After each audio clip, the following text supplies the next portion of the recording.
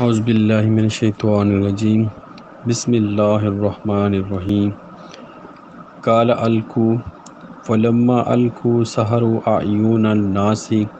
فاسترهبوهم وجاءوا بسحر عظیم واوحینا الی موسیٰ ان الق عصاک فاذا هی تلقف ما یأفکون فوقع الحق وباطل ما كانوا یعملون۔ موسیٰ نے کہا تم ہی پھینکو۔ پھر جب انہوں نے پھینکا تو لوگوں کی آنکھوں پر جادو کر دیا اور انہیں دہشت زدہ کر دیا اور وہ بہت بڑا جادو لے آئے۔ اور ہم نے موسیٰ کو وحی کی کہ اپنا عصا پھینک دو تو اچانک وہ نگلنے لگے گا جو وہ جھوٹ گڑ رہے ہیں، سو حق ثابت ہو گیا اور جو کچھ وہ کر رہے تھے باطل ہو گیا۔ وَغُلِبُوا هُنَالِكَ وَانقَلَبُوا صَاغِرِينَ وَأُلْقِيَ السَّحَرَةُ سَاجِدِينَ قَالُوا آمَنَّا بِرَبِّ الْعَالَمِينَ رَبِّ موسیٰ وہارون۔ تو اس موقع پر جادوگر مغلوب ہو گئے اور ذلیل ہو کر واپس لوٹے، اور جادوگر سجدے میں گرا دیے گئے۔ انہوں نے کہا ہم جہانوں کے بادشاہ پر ایمان لاتے ہیں جو موسیٰ اور ہارون کا رب ہے۔ آج ہم نے سورۃ الاعراف کی آیت نمبر 116 سے لے کے اور 122 تک تلاوت کی۔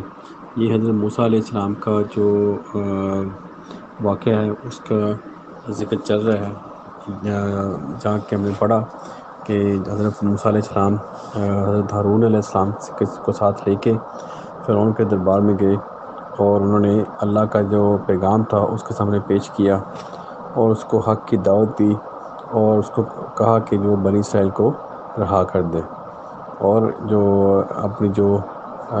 جھوٹی بادشاہت ہے اور جھوٹی جو اس نے خدا کا دعویٰ کیا اس کو ترک کرے اور اللہ تعالیٰ کے راستے پہ آئے۔ تو اس نے پھر آگے سے پوچھا کہ آپ اس کا کیا پروف ہے کہ آپ اللہ کے نبی ہیں یا رسول ہیں، کوئی نشانی دکھائیں۔ تو حضرت موسیٰ علیہ السلام نے پھر جو نشانی ان کو دکھائی، ٹھیک ہے،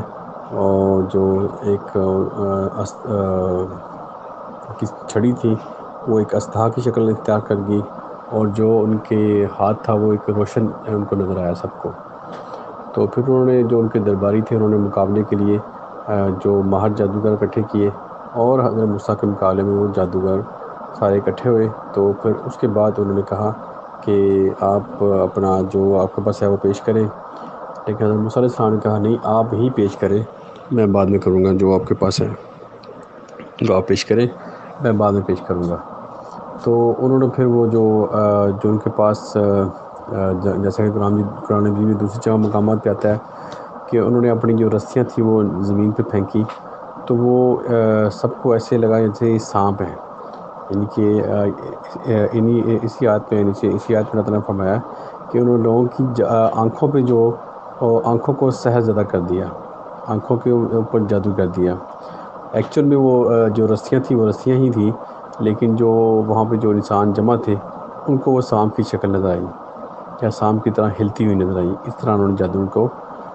ان کو پیش کیا اس طرح۔ تو لیکن جو حضرت موسیٰ علیہ السلام نے جب اپنا جو ان کے پاس جو عصا تھا اس کو پھینکا تو وہ ایک جو بڑا اسلحہ بن گیا، اس کی شکل اختیار کر لیا۔ اس نے جو بھی ان کے پاس جو ان کے جادو تھا اس کو انہوں نے نگل لیا، جادو سے جو بنایا ہوا تھا۔ تو ظاہر جادوگروں کو پتہ تھا کہ یہ جو ہم نے جو کیا ہے یہ کچھ اور ہے، لیکن یہ جو اس کے مقابلے میں دوسرا چیز آئی ہے یہ کوئی اور چیز ہے جو یقیناً یہ جادو نہیں ہے۔ اگر جادو ہوتا تو ان کو پتہ ہوتا، کیونکہ وہ سارے جو تھے وہ بڑے ماہر جادوگر تھے، اس لیے وہ سمجھ گئے کہ یہ کوئی اور چیز ہے۔ تو اس کے اوپر انہوں نے جو یعنی کہ مان کے وہ مغلوب ہو گئے۔ قرآن کہہ رہا ہے کہ انہوں نے وہ جو اپنے مقابلے سے دستبردار ہو کے اور انہوں نے مزید اس کو آگے یعنی کہ آگے اس کو مقابلہ کرنے کی ضرورت ان میں نہیں ہوئی، اور انہوں نے جیسے قرآن نے فرمایا اللہ تعالیٰ نے کہ وہ سجدے میں گر گئے اور انہوں نے کہا کہ ہم اللہ جو کہ رب ہے موسیٰ اور ہارون کا، اس کے اوپر ہم ایمان لے کے آتے ہیں کہ یہ جو پیش کر رہے ہیں یہ بالکل حق ہے، یہ صحیح ہے۔ جو ہم نے پیش کیا وہ باطل تھا۔ تو یہ